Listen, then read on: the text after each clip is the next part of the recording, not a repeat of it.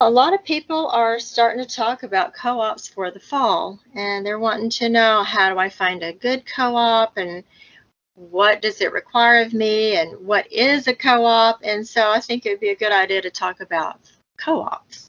That's a very good thing to talk about. And also, like this month and next month are crunch time for finding a co-op. A lot of homeschoolers start back to school mid-August or the end of August, and so it's very timely. What would you define a co-op as, Melody? Well, in our area, a co-op, what I think of a co-op is where a group of families come together and cooperatively teach each other's children. And so it's parent involvement. The parents are teaching the classes and assisting in the classes, and usually they're meeting in a church, or like there might be a meeting space in a library where and usually like one morning a week, and usually for us about 3 hours. So 3 classes. And then it takes a lot more organization than you might think to pull that off. But the kiddos really benefit from having those extra outside classes. Sometimes they're academic classes, and sometimes they're enrichment or for fun. And yes, co-ops are great fun, but you're right. They do require preparation and work on the parent part. We were involved in several co-ops, and in general, what we were expected was, as the parent, you would teach one class, you would assist another teacher in a class, and you would have an hour off for your own downtime. And we typically all ate lunch together, so our Friday morning co-op to prepare for it was making lunches the night before and getting backpacks ready, and making sure the kids had all the things they needed for their class. And that's that's wonderful to help homeschool children to understand what it is to be prepared to be in a classroom situation.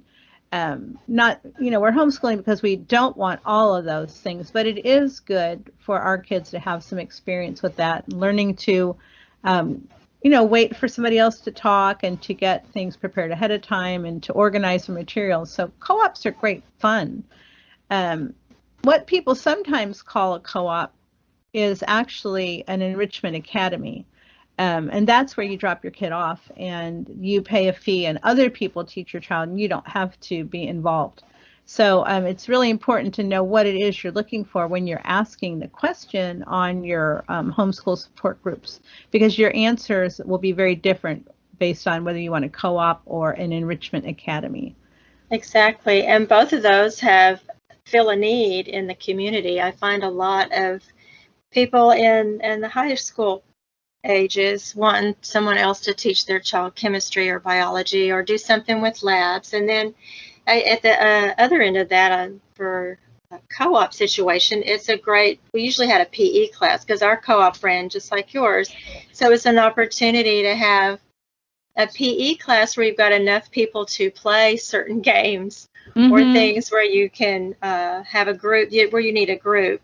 I find that both of those, some people do both, some people do one or the other. It just depends on what season of life you're in for your family. But you make a good point to know what you're asking about.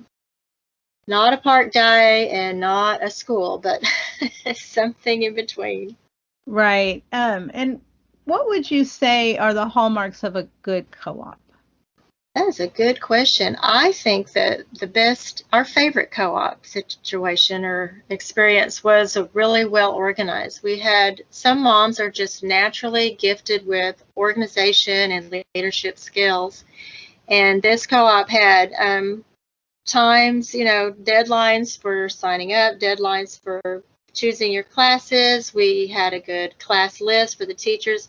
Everyone was on the same page as far as what we wanted our kids to have at the end.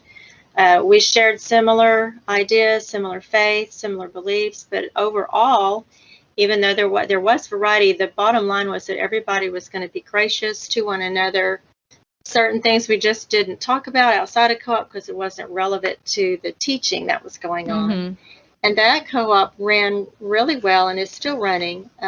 We're not involved in it, but a lot of participation. I think that was the other thing. A successful co-op has parents who know they're going to be involved Mm-hmm. And those moms are amazing, and dads. We had Mm-hmm. moms and dads teaching, and sometimes we had high school students or graduates come back and teach a class, and sometimes we had grandparents coming in Mm-hmm. to teach some classes. So it grew out of community, or else it became a community, one way or the other. It's kind of hard to tell. But that community had great connections and a really good environment. So it was very positive, and that's our favorite one. It was just, that's why I feel like that one was such a good co-op.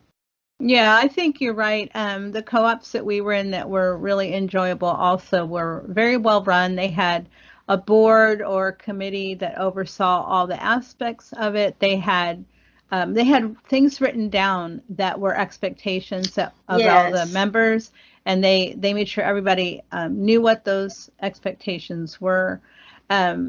So I think that, that's the kind of thing you're looking for. Now, if you are in a busy time of your life, maybe you've got some little kids, and then you've got some elementary school kids, a co-op might not be the best thing. I see a lot of people who have a kindergartner and they say, oh, and I have a toddler, and they're looking for a co-op. That might really cause you some stress. In that case, you might want to look for park days, low commitment activities, so that if, the baby needs a nap and you don't show up, it's not going to impact other people. And then, when your kids get a little older, then co-ops might be good. So you also have to kind of look at the season of life you're in and what other activities are going on around you, because while co-ops can be hugely fun and a great benefit to your homeschool, if you jump in at the wrong time in your life season, they'll just add stress to your life. I mean, you do have a little stress because there's a lot going on, but there's good there's good stress, and then there's stress that makes you want to hide under your bed. And right, because it's a commitment. You're making a commitment, and people are depending on you, and you can't just wake up and decide not to go.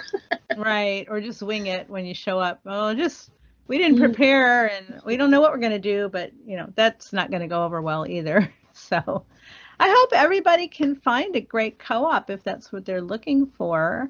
Thank you for joining us today. I'm Holly. I'm Melody. Happy homeschooling.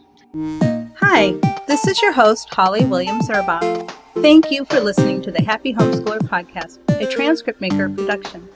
My co-host is Melody Gillum. This episode was produced by Matthew Bass and edited by Norah Williams. Our graphic design is by Pete Soloway, and our music is by the Great Pangolin. You can find her music on YouTube and Twitter at Kylie Wins. That's Kailey Wins. If you'd like to help our podcast grow, leave us a review on Apple Podcasts, Google Play, or wherever you get your podcasts. Or as always, tell people about us.